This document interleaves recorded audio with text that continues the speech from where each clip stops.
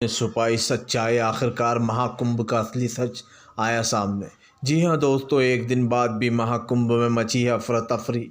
श्रद्धालुओं का जनसैलाब ट्रेन की तरफ बढ़ा है, लेकिन ट्रेनें भी रद्द हैं। आपको बताते चले, महाकुंभ में मची तबाही ने सरकार और प्रशासन की पोल खोल दी है। आपको बता दें, एक जगह नहीं दो जगह मची थी भगदड़, और ये सच जनता से छुपाया गया।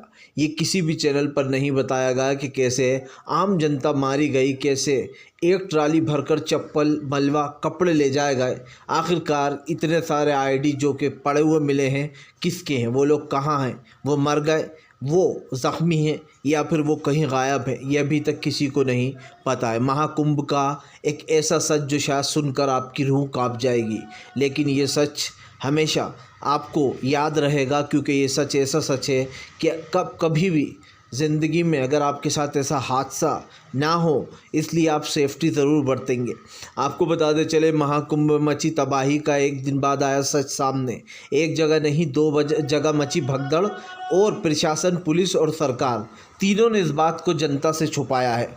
आपको बता दें, हम पहली बार आपको बता रहे हैं। वहीं दूसरी तरफ हमें ये भी पता चला है कि सरकार की नाकामी का जो ठीकरा है वो सरकार ने पुलिस प्रशासन और आम जनता पर ही फोड़ दिया है। अब आम जनता जो श्रद्धालु है वो बहुत ज़्यादा दुखी और बहुत ज़्यादा गुस्सा है। कई लोगों के अपने गायब हैं, क्योंकि महाकुंभ में कई लोग गायब हो चुके हैं। महाकुंभ की इस तबाही का सबसे बड़ा जिम्मेदार वहाँ का पुलिस प्रशासन माना जा रहा है। अगर पुलिस प्रशासन ने वहाँ पर सख्ती दिखाई होती, फुल सेफ्टी की होती, तो एक भी व्यक्ति की जान नहीं जा सकती थी।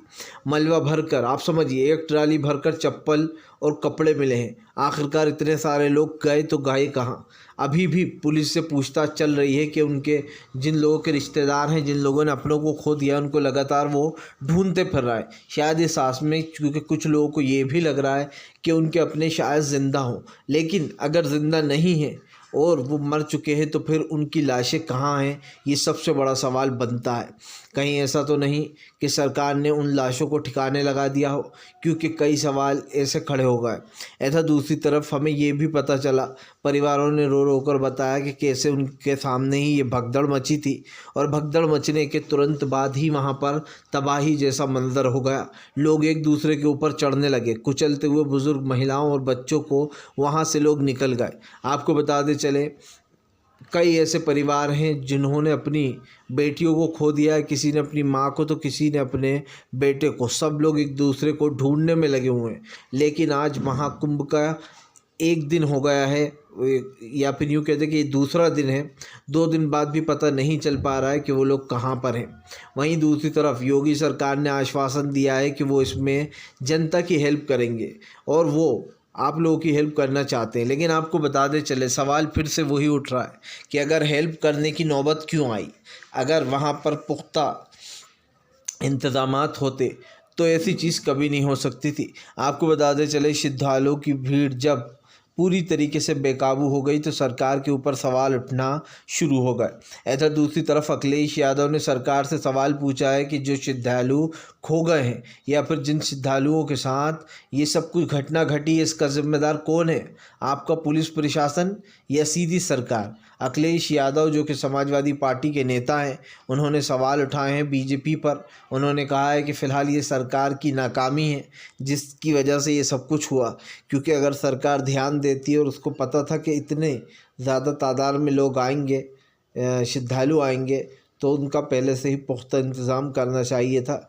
लेकिन वहाँ पर ऐसा कुछ नहीं किया गया।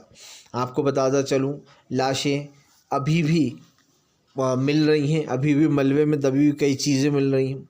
वहीं दूसरी तरफ हमें ये भी देखने को मिला कि ये मंज़र इतना भयानक था कि कई लोगों ने अपनी आंखें भी बंद कर लीं, क्योंकि जिस तरीके से वो भीड़, वो चप्पलें, वो कपड़े दिखाई दे रहे हैं, इससे देखकर ये कहना गलत नहीं होगा कि इतनी भीड़ में जब भगदड़ मची होगी तो किस तरीके का मंज़र था। सीसीटीवी फुटेज जो सामने आया है, उससे भी यही पता चल रहा है कि सरकार ने पूरी तरीके से अपने आप का पल्ला झाड़ लिया और जनता को ही इसका जिम्मेदार ठहराया जा रहा है।